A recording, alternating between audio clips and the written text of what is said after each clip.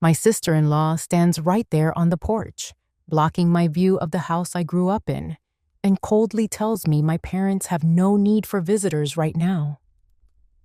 I look past her shoulder and see the shadow of my mother sitting motionless behind the living room curtains, like a stranger in the very space where she hand-stitched every pillowcase. My brother has moved in, changed every lock, replaced my parents' phone number, and turned a tough postal worker like my father into a trembling man who has to ask permission just to have a cup of coffee. I fought to break this isolation until I discovered a truth even more cruel than Derek's greed. My mother was not forbidden from calling me. She voluntarily cut off contact because she believed the disgusting lies about me that my brother had been whispering in her ear every single day. Why would a mother choose to believe the person who is destroying her over the child who is trying to save her? Hello, I am Rachel. I am standing in the hospital hallway where I work, surrounded by the hum of machines and the rush of footsteps. But my mind is 45 minutes away in my parents' living room in Greensboro. Have you ever felt like a stranger in your own family story? I am a nurse. My job is to heal. But I feel completely helpless as I watch my parents' home being invaded by a kind of toxin that no medicine can cure. Betrayal from our own flesh and blood. How is your day going?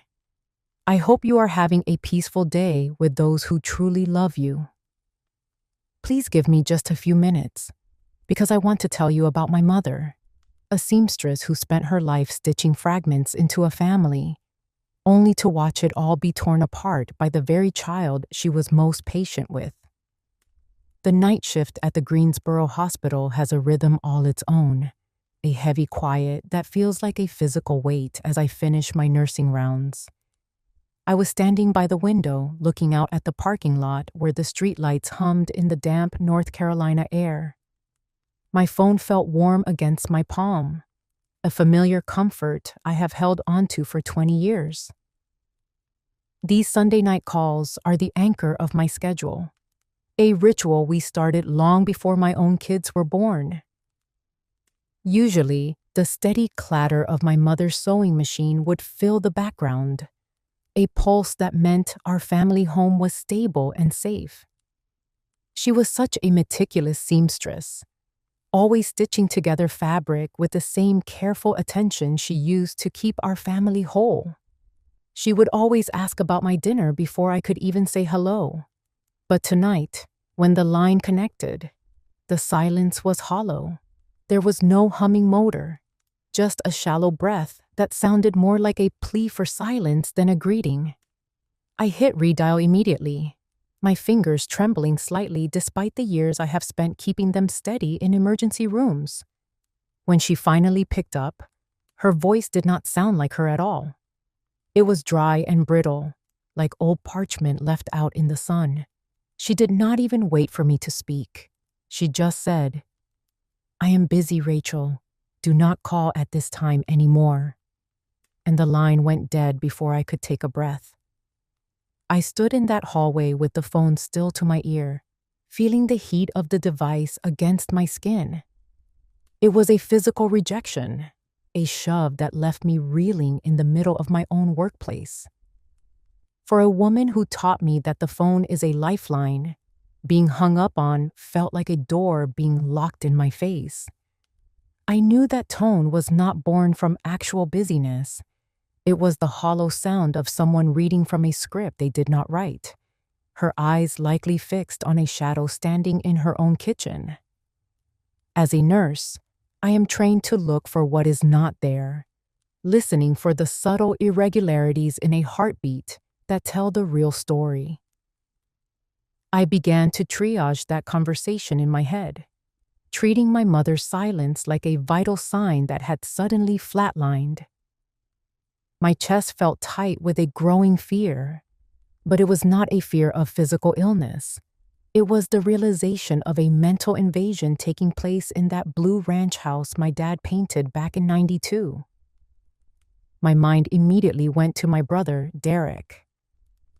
I remembered how he used to calculate every move back when he was a real estate agent, and I suspected his presence was the poison making my mother withdraw. He was always a master at making people doubt what they saw with their own eyes.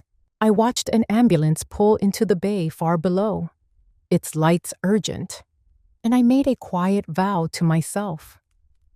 My mother spent her whole life caring for us, and I will not let her become a ghost in her own living room.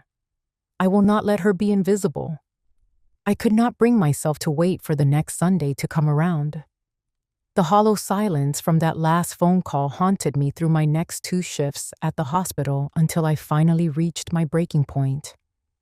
Early Saturday morning, I found myself driving straight toward Greensboro, my hands gripping the steering wheel so tight my knuckles were white against the leather.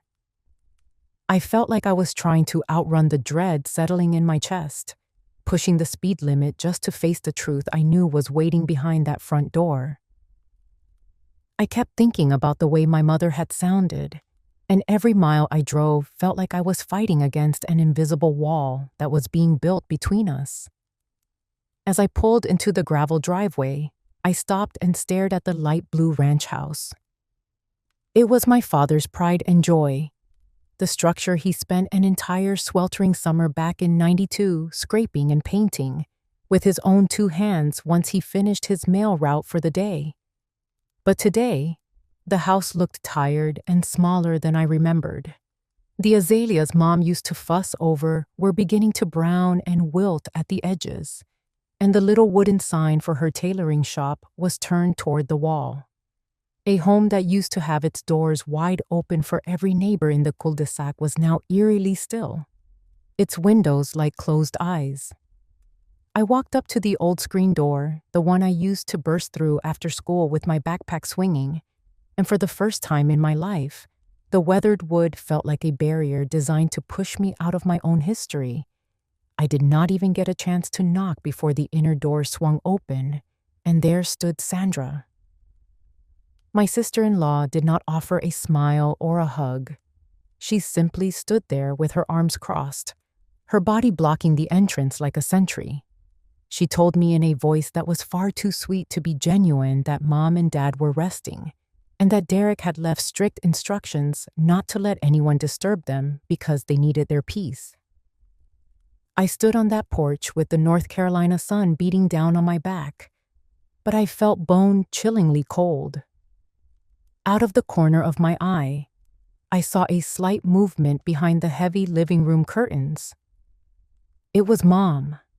She peered out for a split second, her eyes wide and searching, before she caught Sandra's sharp glance over her shoulder and retreated quickly back into the shadows.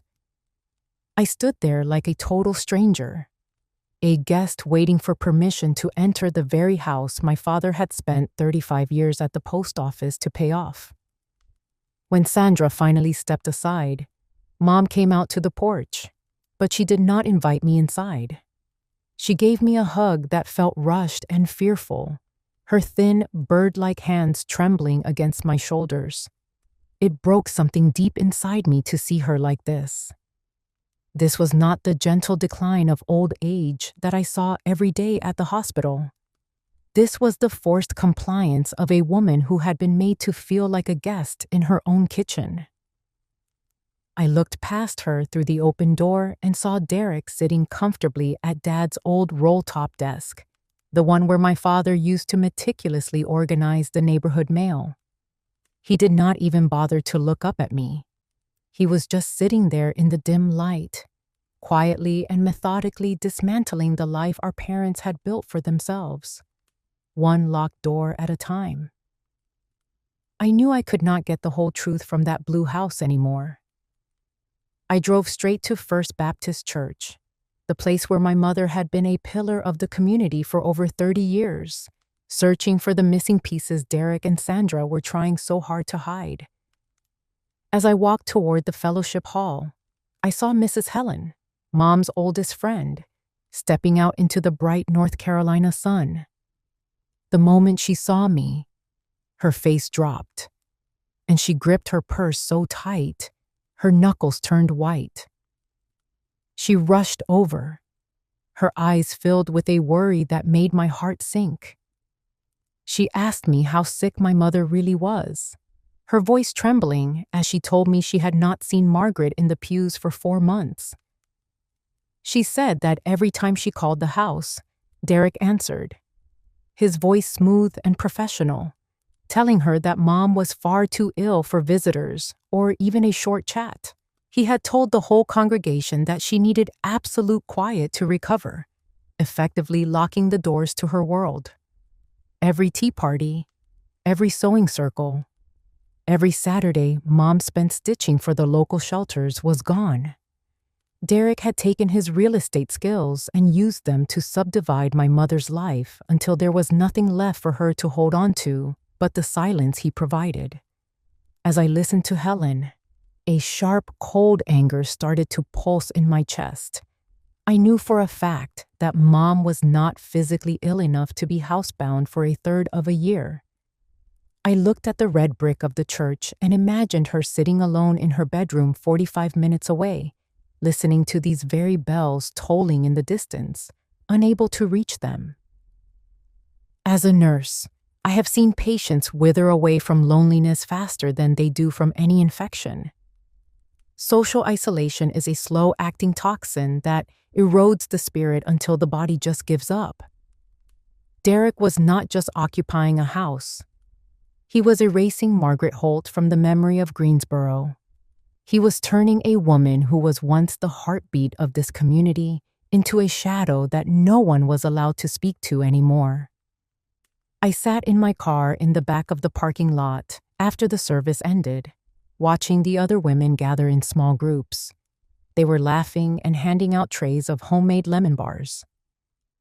I looked at the empty space where Mom's station wagon used to be parked, and the pain felt like a physical blow to the ribs. I could still see her walking up those steps with her own tray of baked goods, her head held high. Now, her presence only existed in Helen's memories. I reached for my phone, my fingers shaking with the urge to call Derek and scream, to demand he let her go. But I stopped myself. I realized I was dealing with a maze of lies so intricate that one wrong move would only give him more excuses to keep her hidden. That rage began to harden into a cold resolve. I thought about how Mom taught me to protect the weak, never realizing she would be the one needing me. I looked in the rearview mirror, my eyes reflecting a person I barely recognized. A woman who had spent a lifetime healing strangers, but was now facing a fracture she could not stitch back together with simple kindness. The North Carolina air outside was sweet with the scent of pine, but inside the car, everything felt stagnant and heavy. I turned the key, the engine roaring like the steady beat of my heart.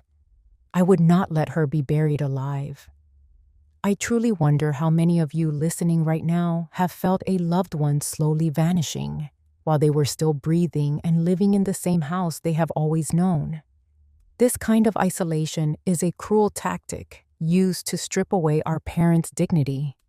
If you have ever seen a mother or a grandmother hidden away like an old piece of furniture by the very people who should be protecting her, please share your story in the comments. I need to hear from you to know that I am not alone in this. And please, hit the like button so that the story of our parents' dignity can reach further, to anyone else who might need the courage to speak up right now. I did not head home after leaving the church parking lot. My mind was reeling from the stories Mrs. Helen had shared, and the nursing professional in me knew that suspicion without evidence was just a heavy heart. I needed to see the numbers for myself. I drove back to the little blue house in Greensboro and parked a block away, sitting in the humid afternoon heat until I saw Derek's SUV pull out of the driveway to head toward the outskirts of town.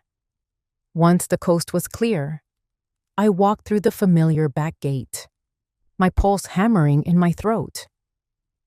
I went straight for the old metal mailbox at the end of the walkway. For a family of a postal worker, the mailbox had always been a sacred thing, a symbol of connection and responsibility. But as I reached inside and pulled out a stack of unopened envelopes, it felt like I was reaching into a wound that hadn't been allowed to heal. I retreated to the shaded corner of the back porch and began to sift through the mail with a steady, clinical focus. I found the bank statements and the Social Security notices I was looking for. Using the back of a discarded utility bill, I started to do a quick audit of my parents' lives. The math was simple but devastating. Dad's pension was exactly $2,800 a month, the hard-earned reward for 35 years of walking every single street in this city through blistering summers and frozen winters.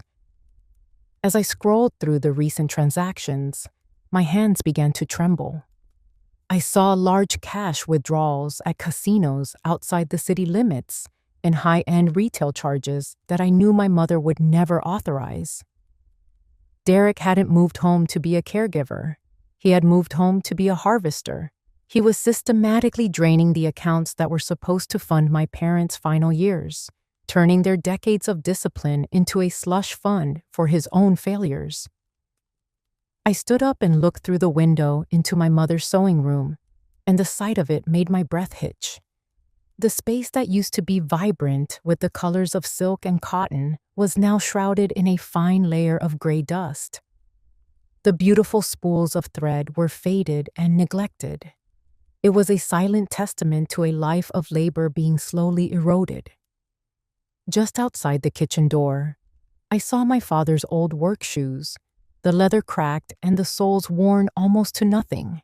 In sharp contrast, a pair of Derek's brand new designer sneakers were tossed carelessly on the rug inside. The injustice of it felt like a physical weight on my chest. This house, which Dad had painted with such pride during that long summer in '92, had become a hiding place for a man who was eating his parents' future. I felt a wave of nausea, realizing that the person who delivered the mail for a lifetime was now having his own mail used as a tool for his betrayal. As a nurse, I have seen this pattern before, and I felt a deep sense of guilt for not recognizing it sooner in my own home. Derek had spent months telling Aunt Carol and the neighbors that he had sacrificed his lucrative real estate career to come home and help. But the records in my hand told a different story. He didn't have a career to leave. He was bankrupt and using our parents as a human safety net. I realized then that my mother's silence was likely fueled by a crushing sense of shame. She had spent 70 years being the one who fixed things, the one who stitched the family together, and admitting her only son was a predator would be a failure she couldn't bear to name. I knew that financial abuse like this is often a death sentence for the elderly, as they begin to ration their own medicine and food just to keep their children from being angry or embarrassed. I walked back to my car, but I stopped for a moment to look at the brass plaque near the front door that honored Dad's 30 years of service to the post office. It was a reminder of a time when hard work meant security and dignity. I remembered the last few times I had visited, noticing how thin my mother looked and how she would push her food around the plate, claiming she wasn't hungry. Now I knew she was literally starving herself to make sure Derek's lifestyle didn't falter. My resolve, which had been flickering with doubt, suddenly hardened into something as cold and unyielding as surgical steel. I was no longer just a daughter trying to understand a family squabble. I was the only person standing between my parents and a total erasure of everything they had built. I pulled out of the driveway, looking in the rearview mirror at the house that no longer felt like home, and I whispered a vow to the empty car. I would protect what was left of their legacy, and I would not let them fade away in the dark. After seeing those bank statements, I knew the financial decay was just one layer of the rot. As a registered nurse, I could not ignore the possibility that Dad's physical health was being neglected or, worse, used as a tool for Derek's control. I went into the hospital system that night, my fingers flying over the keyboard in the quiet of the nurse's station, while the steady hum of monitors filled the background. I checked the cardiology portal for my father's routine follow-up, needing to see the clinical reality behind the screen Derek had built around them. I had to know if the man who walked the streets of Greensboro for 35 years was getting the care his heart required, or if even his heartbeat had become a matter of Derek's convenience. I drove to the cardiology clinic on Tuesday morning, arriving 15 minutes before the scheduled time I had found in the records. I stood at the front desk, my hospital badge still clipped to my scrub top, expecting a routine check-in for my father. But when the receptionist looked up Dad's name, she frowned at the screen. She told me that Sandra had called yesterday afternoon to reschedule the appointment for later in the week, claiming it was more convenient for Derek to drive him then. I felt a cold wave of realization wash over me. The nurse at the desk leaned in slightly and informed me that there was a new note on the file. Derek had requested that all test results and clinical updates be shared exclusively with him. He had effectively built a medical firewall, blocking a professional nurse from accessing her own father's health status. I stood there, staring at the sterile white counter, feeling an intense professional insult mixed with a deep, aching grief.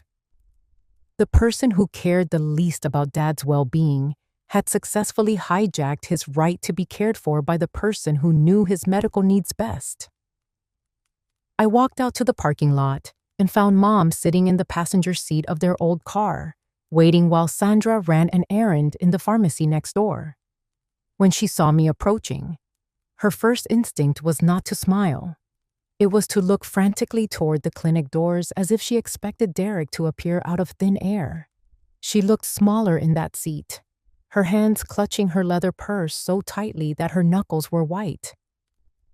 When I asked her why the appointment was moved and why I was being locked out of the results, she would not look me in the eye. She just whispered for me not to make things difficult for my brother, saying that he was handling everything now. I looked at her and saw an expression I had never seen in all my years of nursing or childhood. Her eyes were hollow. It was the look of someone who had learned to say everything is fine just to avoid a storm she no longer had the strength to survive. Derek was not just controlling his father's blood pressure medication. He was controlling how my parents perceived their own bodies and their right to exist without permission. I stood there holding a folder of Dad's old Medicare paperwork I had brought to discuss, but it felt like I was holding nothing at all. I watched Mom climb back into the SUV when Derek pulled up, her back slightly hunched, the posture of a woman who had spent 70 years sewing and serving and was now simply tired of the fight. The exhaust from Derek's car lingered in the air as they pulled away, leaving me standing alone in the middle of that vast, sun-bleached parking lot. I felt a crushing sense of uselessness. I have all the clinical knowledge to save my father's life, but my own brother has locked every door I need to open. I gripped the folder until the edges dug into my palms, watching the car disappear into the Greensboro traffic. I whispered to the empty air that this would be the very last time I let him stand between me and the health of the people I love. This was no longer just a family disagreement. This was a rescue mission. The rain began to fall as I left that parking lot, a gray drizzle that matched the cold knot in my stomach. A few days later, on a Tuesday afternoon when I knew Derek had taken the boys to soccer practice, I drove back to Greensboro. I did not pull into the driveway. I parked around the corner and walked through the wet grass, slipping through the back door I had used 1,000 times growing up. The house was silent, but it was not a peaceful silence. It felt heavy, like a held breath starting to burn the lungs. I found Dad in the living room, sitting in his old lazy-boy chair. The room was dark, the curtains drawn tight against the afternoon light. He looked smaller than he had just a few months ago. his frame swallowed by the worn fabric of the recliner he used to treat like a throne after a long shift. I walked over and knelt beside him, and for a moment, he did not even realize I was there. I focused on his hands, resting on his knees. These were the hands of a Greensboro postal worker, hands that had sorted millions of letters and carried the weight of the city through every kind of weather. They were the same hands that had built the wooden fence in the backyard and taught me how to bait a hook. Now, they were trembling. It was a fine, persistent vibration, the kind of tremor I see in patients who are living under a crushing weight of chronic stress. I reached out and took his hands in mine, and his skin felt like thin paper over stone. The shaking was not from a stroke. It was the vibration of a man who was being squeezed by a silence he did not choose. He looked at me then, his eyes clouded and searching, and for a split second, I saw him start to say something. Then, his eyes darted toward the staircase. A sudden, sharp look of fear, as if he expected Sandra to come down and catch us in a moment of truth. I sat there on the floor, holding on to him, and my mind flooded with memories of the man he used to be. My father was the definition of dignity. He was the man everyone on his route waited for, the one who knew every name and every story. He was a pillar of the community, a man who never missed a day of work, even when the snow was knee-deep. The absolute absurdity of it hit me like a physical blow. This man, who had been the backbone of a Greensboro postal route for 35 years, was now afraid to ask for a glass of water or a different dinner in his own home. He had become a ghost, an invisible presence in the very chair he had paid for with decades of service. As I felt the pulse thrumming in his wrist, I did not just feel a daughter's grief. I felt a nurse's deep clinical understanding that his spirit was being worn down to the bone. Derek's arrogant presence was quite literally eroding my father's will to live, one quiet afternoon at a time. The smell of the house had changed too. It used to smell like my mother's fresh cotton and the starch she used on her customers' dresses. Now, it was tinged with the bitter scent of Derek's cheap tobacco and the musty odor of a home that was no longer being lived in, only occupied. I looked through the window at the backyard. My father used to spend at least 3 hours every Saturday morning in that garden, tending to his roses and keeping the lawn as neat as a stamp. Now, the weeds were waist-high, choking out the flowers he had spent years nurturing. The devastation of that garden was a perfect reflection of my father's soul. I felt something break inside me as I realized that these two people, who had spent their entire lives taking care of the world around them, were now being left to wither in the dark. I squeezed his hands harder, trying to push some of my own strength into his tired body. I leaned in close and whispered that I would bring everything back the way it was, that I would not let this keep happening. He did not speak, but he gave me a single, slow nod, and a lone tear tracked its way through the deep wrinkles on his face. In that moment, the heat of my anger cooled into a hard, sharp focus. This was not going to be resolved with a single confrontation or a loud argument. This was going to require a long-term strategy, a careful dismantling of the cage Derek had built. I realized then that I was the only lifeline he had left, the only connection to the world where he was still Thomas Holt, the man of dignity and honor. As I slipped back out the door into the rain, I was not crying. I was planning. I was his daughter, and I was a nurse, and I knew exactly how to fight for a life that everyone else had decided was already over. I left that rainy porch with a heart that felt like it had been scrubbed with wire wool. Seeing Dad like that, a shell of the man who once held our world together, changed something deep inside me. I waited for my opportunity, watching from a distance for the moment Derek's SUV pulled out of the driveway, likely heading toward the casinos on the outskirts of town where I knew he was spending our parents' history. I walked back into that kitchen, the air still heavy with the lingering scent of his cheap tobacco, and I sat across from my mother at the small wooden table where she used to help me with my homework. The room was too quiet, the steady rhythm of her sewing machine replaced by the hum of the old refrigerator and the frantic ticking of the wall clock. I did not ask her how she was feeling this time. I looked her directly in the eyes, using my nurse's voice, the one that expects an answer and leaves no room for evasion. I asked her to show me her phone. She started to cry, a quiet, shaky sound that made me want to scream, and she reached under her chair cushion to pull out an old iPad Derek had given her. She told me she was sorry, that she didn't want to be a problem for me anymore, and that she understood why I felt the way I did. My heart stopped as I swiped through the photo gallery and found a folder titled with my own name. Inside were dozens of carefully staged screenshots. They looked like text conversations between me and my best friend from work.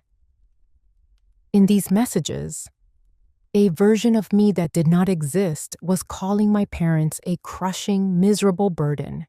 This fake Rachel was saying she wished they would just go away so she could finally live her own life without being weighed down by their constant, aging needs.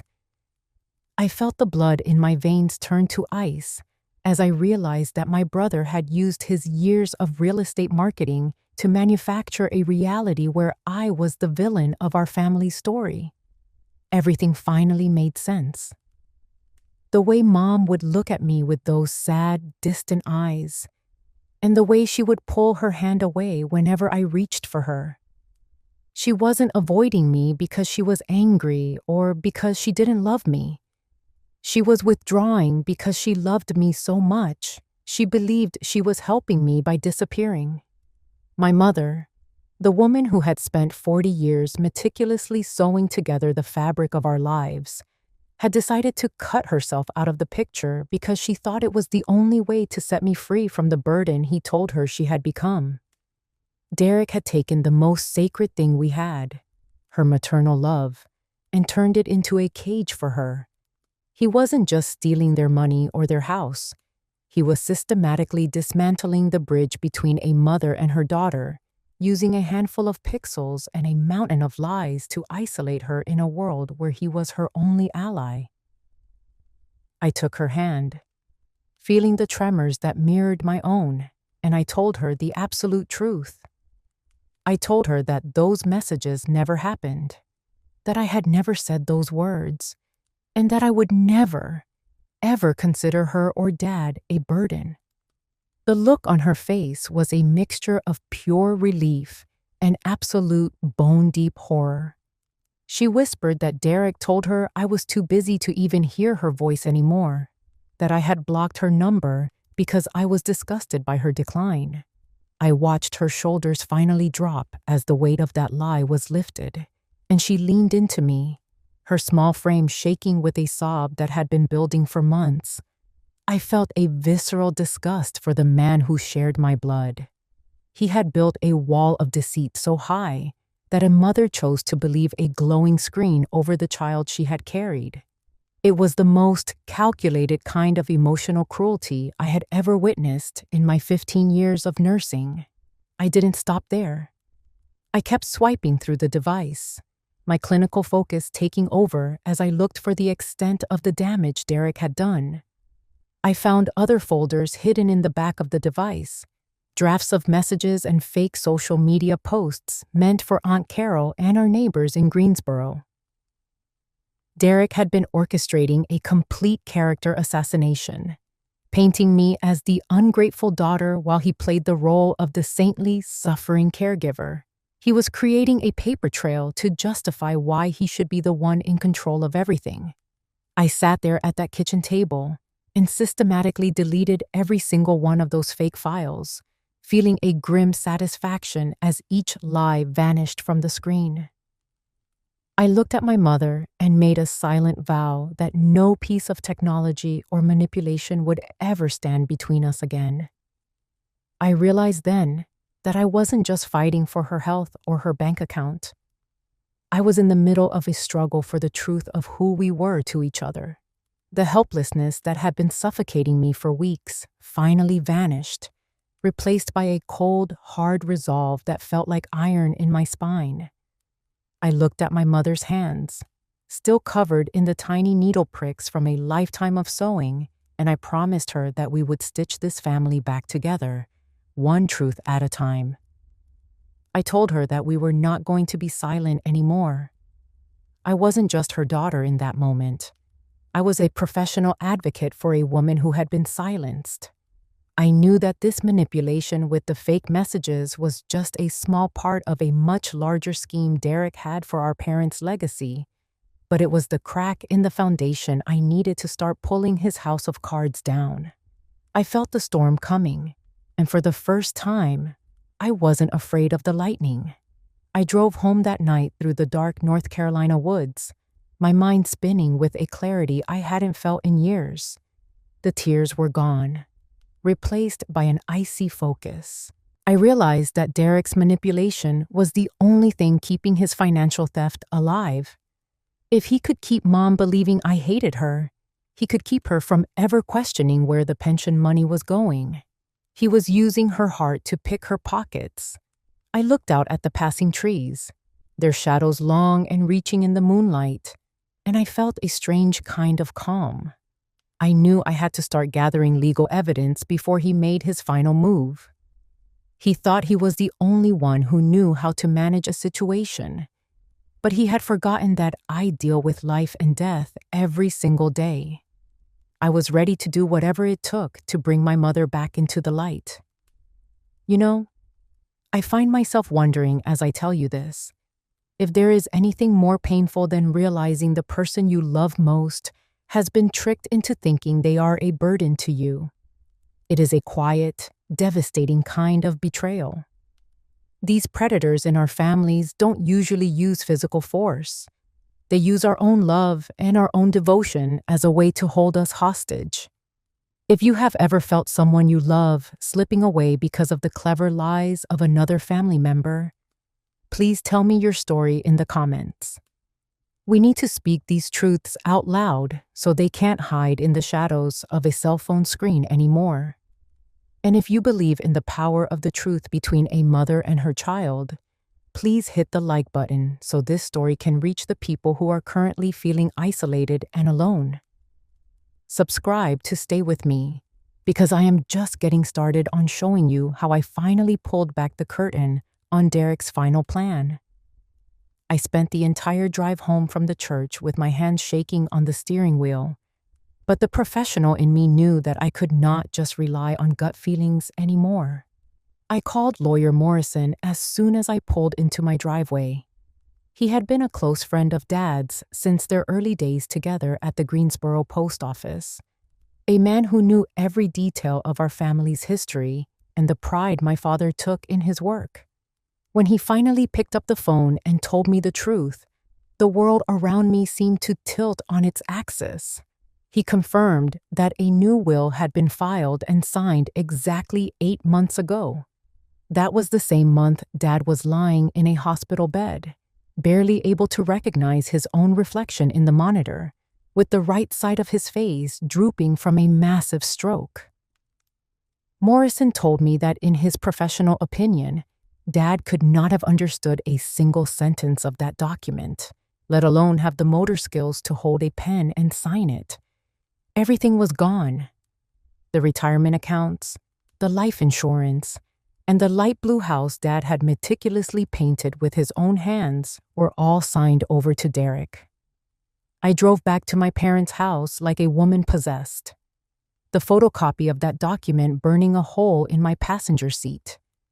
I walked into the kitchen where Mom was sitting alone at the small wooden table and threw the papers onto the faded lace tablecloth. I asked her how she could let this happen, my voice cracking with a mixture of betrayal and disbelief that I could not suppress. I told her she knew as well as I did that Dad was not in his right mind when he put his shaking hand to that paper. She just sat there, her thin fingers interlaced so tightly they were white, as if she were trying to hold her own bones together while the storm I had brought finally broke over the sanctuary of her kitchen. Mom did not deny it. She did not look for excuses or try to hide behind the silence that had become her only defense since Derek moved back in. She looked up at me with eyes so shattered it felt like looking at the aftermath of a natural disaster, a total collapse of the spirit that no medicine could fix. She whispered that I did not understand the pressure she was under, or the fear she lived with every hour. She told me that Derek had threatened to tell my husband about a financial mistake she had made years ago, a small secret he had helped her hide just to use it as leverage later when he needed it most. But that was not the real blade he held to her throat. He told her that if she ever told me the truth, or tried to challenge the new will, he would move his family to the other side of the country, and she would never lay eyes on her grandchildren ever again.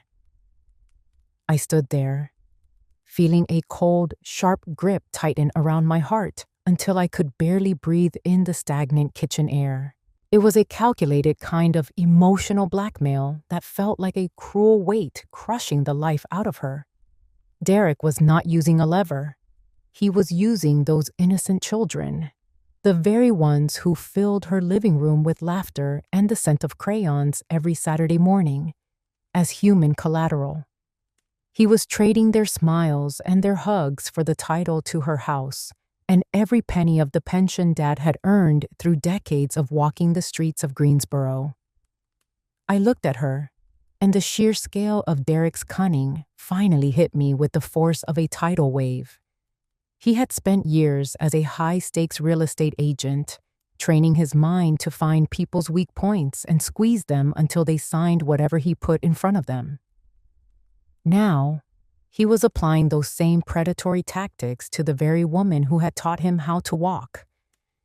He knew that a woman like my mother, a seamstress who had spent 70 years putting everyone else's needs before her own, would trade every cent of her savings just to hear her grandson say her name one more time.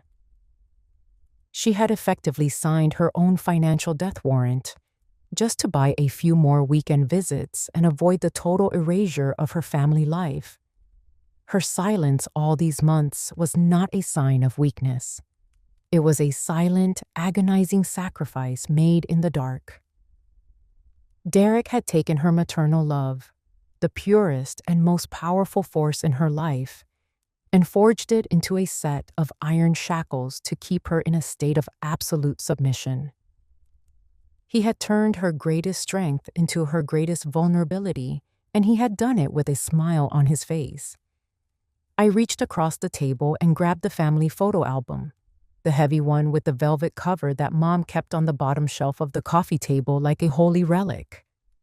I flipped it open to the pages filled with my own children, their faces bright and innocent against the backdrop of our Christmas tree. I could see the faint, dry watermarks on the plastic sleeves, where her tears had hit the pages in the middle of the night while the rest of the house slept. Just then, Derek walked into the room. He had that smug, practiced smile on his face, the one he used back in his real estate days when he was about to close a deal and walk away with a massive commission. He did not look ashamed or even slightly bothered by the fact that I was holding the evidence of his betrayal in my hands. He leaned against the counter with a chilling calmness and told me that he was only doing what was necessary to protect the future of the family. The level of disgust I felt in that moment was unlike anything I had ever experienced in my 15 years of nursing. I wanted to strike that arrogance from his face, but I realized that this level of depravity could not be solved with a shouting match. He saw this as a business transaction, and I was just an obstacle in the way of his profit. He looked at Mom as if she were a piece of property he had already appraised and sold. I felt like I was falling into a dark, bottomless abyss, and the walls were closing in on everything I thought I knew about our home. This was my mother, the woman who had spent her entire life stitching together the very fabric of our family with her own two hands, and now those same threads of love were being used to strangle her. I looked at her sitting there, her breathing shallow and ragged, and a wave of crushing regret washed over me. How had I been so blind to what was happening right in front of me? I was a nurse, a professional trained to spot the subtle signs of distress and abuse in strangers. Yet, I had allowed my own brother to build a prison inside the house I grew up in. The betrayal was not just about the money or the light blue house. It was the total destruction of the idea that we were safe and loved here. The house Dad painted in '92 was not a sanctuary anymore. It was a tomb for our parents' dignity, and Derek was the one holding the legal documents like a shovel. I felt the weight of the years she had suffered in silence, a burden that should have been shared, but was instead carried entirely on her frail, tired shoulders. But as I watched Mom's hands tremble on the table, something shifted inside me. The grief and the guilt did not disappear, but they were suddenly consumed by a cold, unbreakable focus. I looked at her and I realized that she had not betrayed me by keeping this secret. She had been protecting me and my children from the fallout of Derek's greed in the only way she felt she could. Her silence was a long, desperate plea for help sent through the darkness, hoping I would be strong enough to see it and come for her. I reached out and put my hand on hers, feeling the strength that was still there beneath the layers of fear. I was not just a grieving daughter anymore. I was a professional advocate for a woman who had been systematically silenced. I wiped the tears from my eyes and stood up, gathering the photocopy of the will and the photo album with a steady hand. I looked at Derek, and for the first time in his life, he saw a strength in me that he could not manipulate or outtalk. The daughter who had been too busy with her nursing shifts was gone. In her place was a woman who was ready to fight for every inch of her mother's dignity. I walked out of that kitchen without saying another word to him, the silence of the house ringing in my ears like a physical sound. I heard Mom call my name, a small, fragile sound that trailed off as the screen door slapped shut behind me. I stood in the driveway for a long moment, looking up at the light blue house. In the fading afternoon light, the paint looked gray, and the windows looked like empty sockets. It looked like a monument to all the happy memories we had built there that were now being poisoned. A cold North Carolina wind blew through the trees, rattling the dry leaves on the ground, but the fire in my chest was burning hotter than any summer sun. I got into my car and picked up the phone, dialing Lawyer Morrison's private number before I even put the key in the ignition. I told him that we were going to sue. I told him I had evidence of emotional coercion and a detailed record of Dad's clinical status on the day that paper was signed. I told him I was going to take back everything Derek had stolen, and I did not care what it cost in time or money. I was done being a witness to my mother's erasure. As I pulled out of the driveway and headed back toward the hospital for my night shift, a terrifying silence settled over the car. I looked in the rearview mirror and saw a woman who looked 10 years older than the one who had driven here that morning. The realization that the price of justice would be steep weighed heavily on me, and I knew the process was going to be painful for everyone involved. But the price of my mother's continued silence was a price I was no longer willing to pay. I made a solemn promise to myself as the Greensboro skyline came into view through the windshield. I would do whatever it took. I would sell everything I owned if I had to put my mother back at the head of that table. I would restore her dignity and make sure she never had to trade her love for her grandkids for a roof over her head ever again. The time for being a silent observer was over. The woman who had spent her life delivering the mail deserved to have her own message heard, and I was going to be the one to deliver it. I gripped the steering wheel, my heart beating with a rhythm of cold, hard purpose. The struggle for our family's soul had officially begun. The heavy silence of the house followed me down the hallway as I walked away from that kitchen table, a silence that felt different now that the lies had been exposed. I did not go to my car. Instead, I found myself drawn toward the small room at the back of the house, the place that had always been my mother's true sanctuary. I stepped into her sewing room and let the door click shut behind me, leaning my back against the wood as I finally allowed myself to breathe. The air in here still carried the faint, comforting scent of cotton fabric and the sharp metallic tang of sewing machine oil.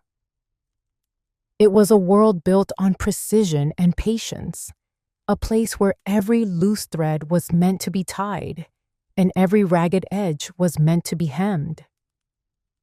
The late afternoon sun filtered through the dust motes dancing in the air, casting long, golden shadows across the work table where she had spent 40 years stitching the history of this family into reality. I walked over to her old Singer machine, the heavy black metal one from the 1950s that she always said would outlast us all. Beside it, tucked into a small wooden shelf next to the spools of vibrant silk thread, sat her worn family Bible. I picked it up, feeling the soft, cracked leather of the cover, and noticed a small, yellowed scrap of paper tucked into Psalm 23. In her neat, meticulous handwriting, she had scribbled a single sentence that said, "The truth shall set you free." I sat in her chair and traced those words with my thumb, feeling a sudden, strange sense of calm wash over me. My mother had built her entire reputation in Greensboro on the honesty of her work, and I realized in that moment that I could not let Derek's manipulation tear that legacy apart. The light catching the dust in the room felt like a reminder that even in the darkest corners of a house, the light always finds a way to reveal what has been hidden. My mind began to shift, moving away from the shock of the blackmail and toward a quiet, unbreakable resolve. I started to think about my father and the way he talked about his work at the post office. He used to tell me that it didn't matter if it was raining or snowing, the truth always had a destination, and it was his job to make sure it arrived at the right address. I realized then that I was the one who had to deliver this final message of justice for them both. I wasn't just a daughter who was hurting anymore. I was the courier of the truth they were no longer able to carry themselves. I felt a wave of compassion for Derek, a strange kind of pity for a man who had traded the peace of his own soul for the title to a house he didn't even love. My anger hadn't disappeared, but it had refined itself into something steady and cold, the kind of focus I have when I am prepping a patient for a difficult procedure. I knew the surgery on this family would be painful, but I was no longer afraid to make the first cut. I stood up and gently placed the Bible back on the shelf, smoothing the worn cover one last time. I looked at the empty chair where my mother used to sit for hours, her head bowed in concentration as she worked her magic with a needle and thread. I made a silent promise to the quiet room that I would bring her back here, and when she returned, she would sit in this chair with her head held high, free from the weight of Derek's threats. I felt a surge of strength in my veins, a resilience that felt like it had been passed down through generations of women who knew how to mend what was broken. I opened the door and walked back into the hallway, my footsteps firm and deliberate on the hardwood floors. I was ready to face Lawyer Morrison and the legal path ahead. I was Thomas Holt's daughter and Margaret's protector, and the truth was finally heading home. I walked out of that sewing room with a different kind of weight on my shoulders. One that didn't feel like a burden, but like a purpose. I knew I couldn't do this alone. A nurse knows that you don't go into a major procedure without a full team, and I needed the women who had stood by my mother for decades. I arranged to meet Aunt Carol and Mrs. Helen at a small, quiet bakery on the edge of Greensboro, a place where the scent of cinnamon and yeast usually made me feel at home. Today, however, my stomach was in knots. I sat in a corner booth, watching them walk in, two pillars of our community who had been effectively turned against me by Derek's clever storytelling. I didn't waste time with small talk. As soon as the tea was served, I laid the photocopy of the new will and my iPad, filled with those manufactured messages, right there on the table between the flour-dusted napkins. The silence that followed was heavy. Aunt Carol reached for her glasses, her hands trembling as she read the legal language that gave Derek everything our father had worked 35 years to build. Then, I showed her the screen, the fake conversations where I supposedly called her and Mom a drain on my life. I watched the color drain from her face, replaced by a look of absolute bone-deep regret. She let out a shaky breath, her eyes filling with tears as she realized how she had been used. She whispered that she had truly believed I had turned my back on them, because that was the only story Derek ever told. She had spent months feeling disappointed in me, even helping Derek keep me away because she thought she was protecting Mom's feelings. Seeing that wall of deceit finally crumble was like a physical weight lifting off my chest. The community Derek had spent so much time dividing was finally starting to knit itself back together, and for the first time in months, I didn't feel like I was shouting into a void. Mrs. Helen reached across the table and squeezed my hand, her grip surprisingly strong for a woman in her 70s. She told me right then that I wasn't going to fight this by myself anymore. She promised to mobilize every woman in the First Baptist Sewing Circle, the very people Derek had convinced that Mom was too sick to see. I felt a lump in my throat as I realized what this meant. My mother's invisibility wasn't just being noticed, it was being replaced by a collective shield. Justice wasn't just going to happen in a courtroom. It was happening right here, in the way her oldest friends were reclaiming her name. I thought about all those months Mom had spent in that quiet house, thinking her friends had moved on without her, while all along they were just waiting for someone to tell them the truth. The isolation Derek had used as a tool was now being turned right back on him. Aunt Carol didn't wait until we finished our lunch. She pulled out her phone right there in the bakery and dialed Derek's number. Her voice was sharp and clear, the authoritative tone of a big sister who had seen enough. She told him, without a hint of hesitation, that we all knew exactly what he had done. She warned him that he wouldn't be able to threaten or manipulate Margaret for one more minute. I felt a surge of hope watching her. The network of support that had defined my mother's life was being reactivated, and I could see the cracks in Derek's plan widening. Mrs. Helen began making her own list of calls, planning to bring trays of baked goods to the house that very afternoon. It was such a simple act, but in our world, a delivery of pound cake and a firm knock on the door is a powerful act of social resistance. It was a message to Derek that the doors he had tried to lock were being opened from the outside. I looked at these women, their faces etched with the same kind of resilience I saw in my mother, and I felt a profound sense of hope. I realized that the dignity of a person is kept alive by the people who truly see them. For the first time since this nightmare started, I felt like I could take a full, deep breath. The truth had set us all free, not just from the lies, but from the fear that Derek had used to keep us apart. I could almost feel the stagnant air in that light blue house being swept away by a fresh wind. We were no longer victims of a manufactured reality. We were a family and a community standing together. I knew there were still difficult steps ahead, especially the legal ones. But with Carol and Helen by my side, I wasn't just a daughter trying to find her way.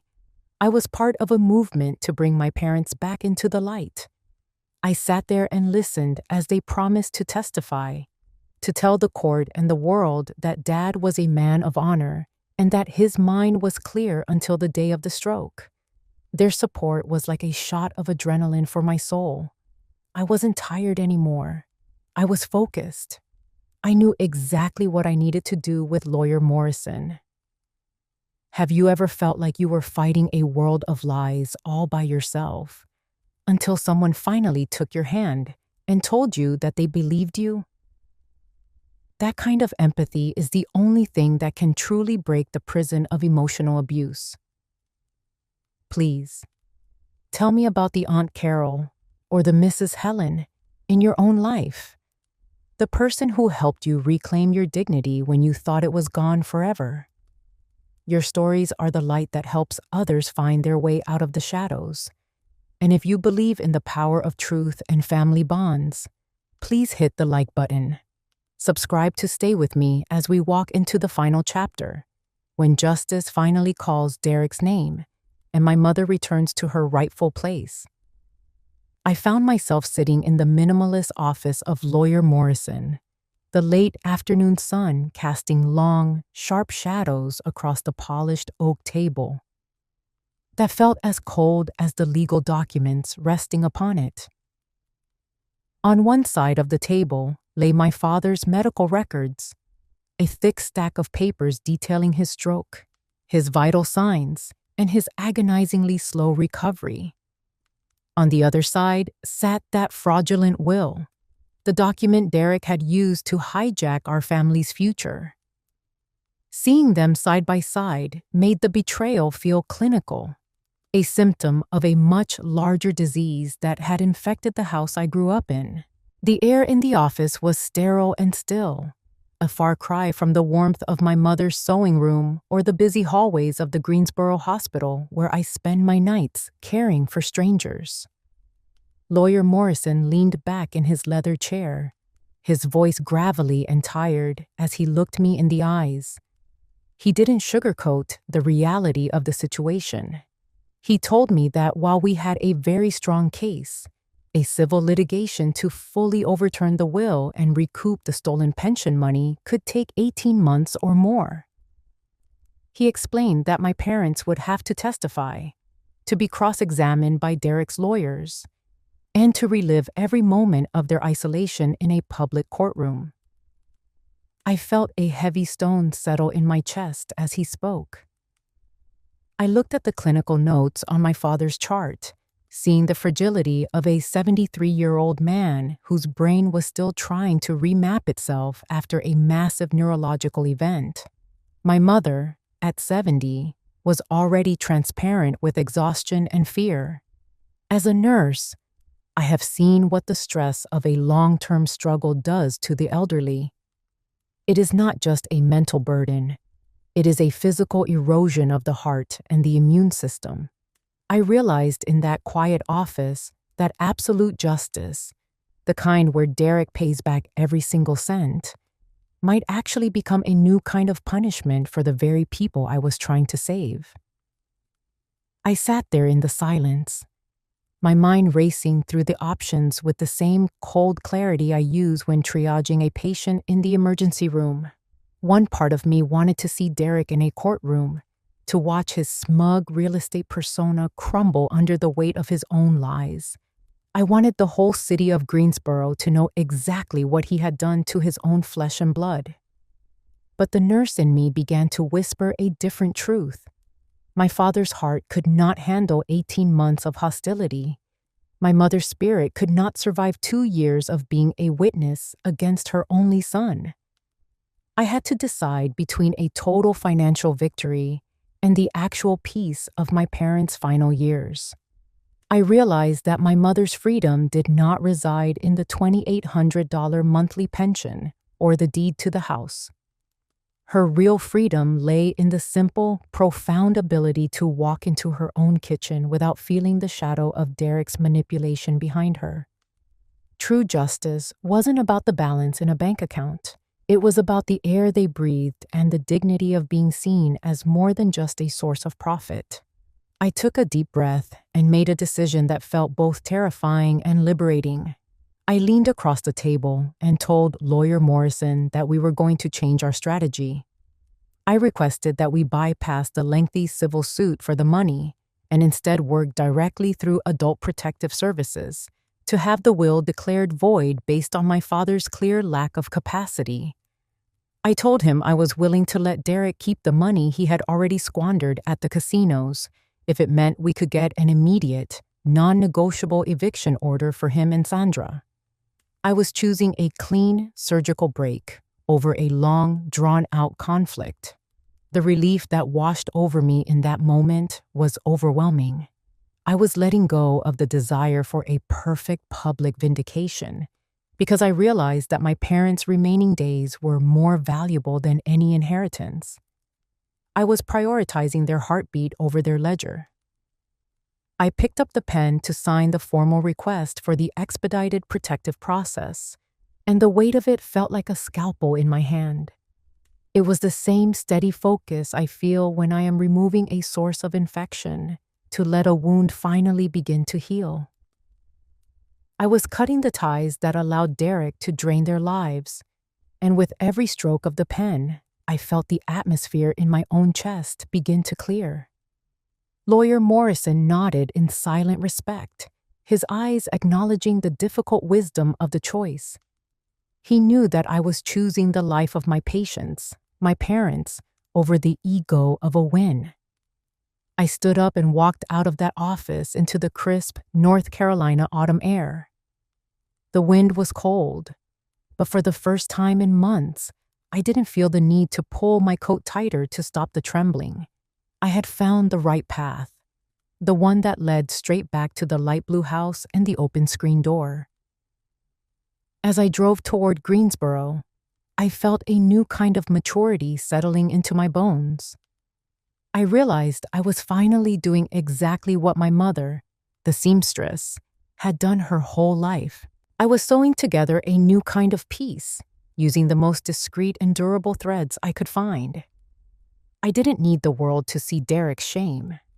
I only needed my mother to know she was safe and my father to feel the sun on his face without fear. I was no longer the daughter seeking justice.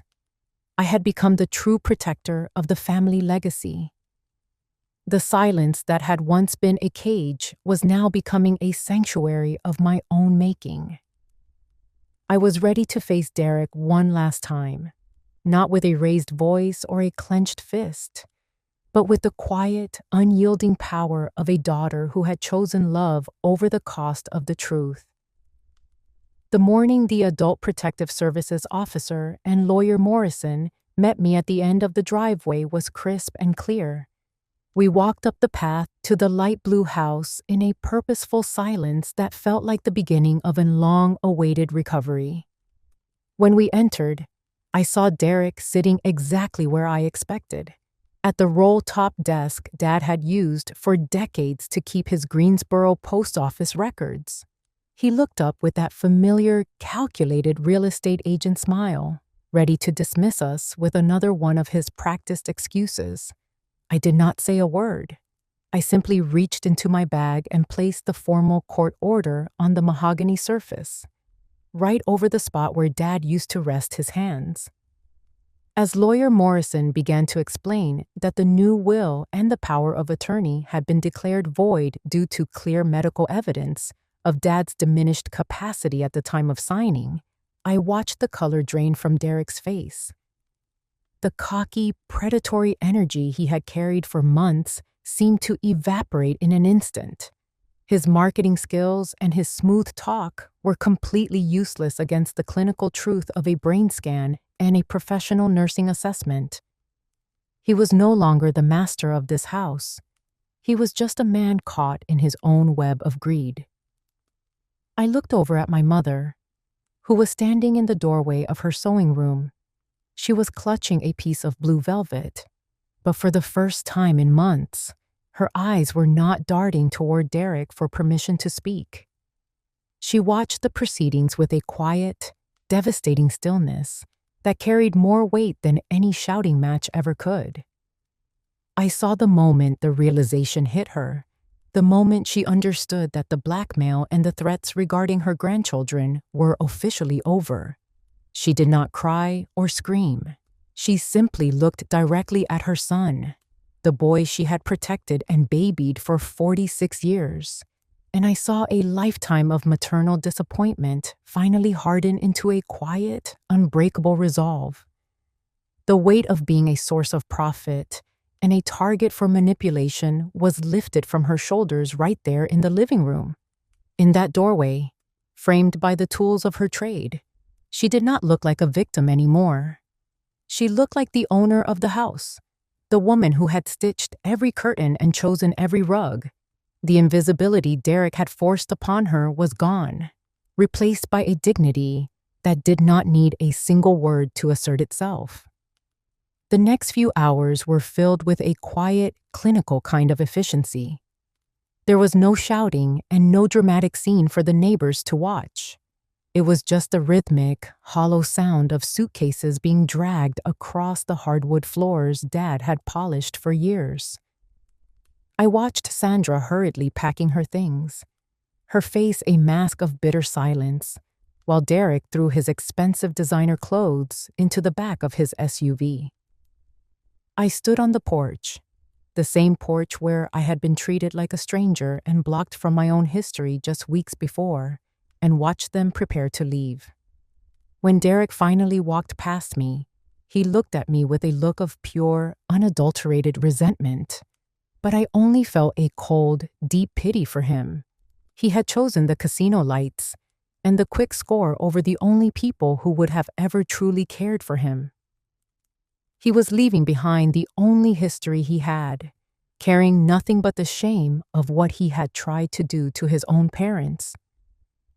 The silence that followed as his car finally pulled away was the cleanest thing I had felt in years. As the sound of the engine faded into the Greensboro traffic, Dad slowly stepped out onto the porch. He stood there for a long time, leaning against the white railing and taking a deep, shuddering breath of the fresh North Carolina air. I stood beside him, and I focused on his hands. They were resting on the wooden rail, and they were steady. The fine, persistent tremor that had haunted him since Derek arrived was gone, replaced by the calm strength of a man who finally felt safe in his own skin. He did not say thank you, and he did not need to. He just gave me a single, slow nod, a gesture that carried 35 years of post office reliability and a lifetime of fatherly pride. I realized then that our victory was not about the money Lawyer Morrison was going to try and claw back from the bank accounts. It was about this moment right here, on these steps, where a man who had delivered the mail for a generation was finally allowed to be the master of his own home again. His dignity had been restored, and he was finally home. Inside, Mom and I began the process of reclaiming her sanctuary. We walked into her sewing room together, the room that had been shrouded in dust and neglect while she was forced into the shadows. We picked up the iPad, that plastic tool of isolation and fake messages, and we did not just delete the files. We turned it off and put it in a drawer to be forgotten forever. We spent the afternoon dusting the spools of vibrant thread and clearing away the stagnant air of Derek's presence. When she finally sat down at her old Singer machine and pressed the pedal, the steady clatter felt like the heartbeat of the house coming back to life. It was a rhythmic, beautiful sound that drowned out the echoes of the cheap tobacco and the bitter scent of the last few months. Mom went into the kitchen and brewed a fresh pot of Earl Grey, the steam rising in the golden light that poured through the windows she had finally uncurtained. The house did not smell like neglect or fear anymore. It smelled like tea and starch and the promise of a quiet evening spent in peace. I sat with her on the sofa as the sun began to set over the Greensboro skyline, watching her open the velvet family album she had hidden away. She spent a long time looking at the pictures of my kids, her grandchildren, and this time she did not hide her face or pull away in shame. She reached out and touched the images, her fingers tracing their smiles with a gentleness that reminded me of why I fought so hard for her. She told me she was looking forward to having them over this weekend, and for the first time, she did not look toward the stairs as if she expected a storm to break. As a nurse, I have worked many long, grueling shifts where I fought to keep someone's heart beating, but this was the most important shift of my life.